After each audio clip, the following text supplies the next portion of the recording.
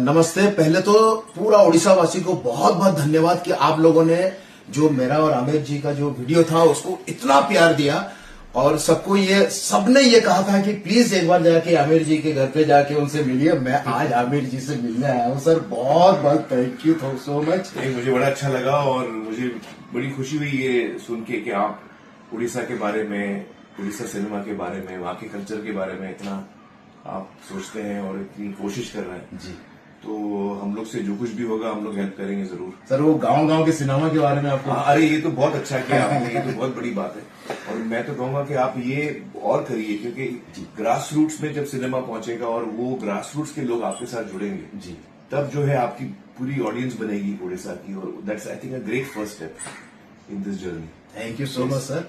और सर ने ये भी मुझे प्रॉमिस किया, ये मैं प्रॉमिस करवा लेता हूँ तो ये किया है मेरा जो AWM पिक्चर सर देखेंगे, अगर उनको अच्छा लगा तो उसके बारे में फिर हम बात करेंगे। जरूर जरूर। और ये मैं अपने लिए नहीं बोल रहा हूँ, ये पूरा उड़ीसा वासी की तरफ से बोल रहा हूँ। जो भी अच्छा पिक्चर बनाएंगे ये मैं खुद आके सर के साथ में मिलके सर के थ्रू हम पूरे हिंदुस्तान में पहुंचाएंगे। We'll try our best. Thank you sir, thank you so much. Thank you.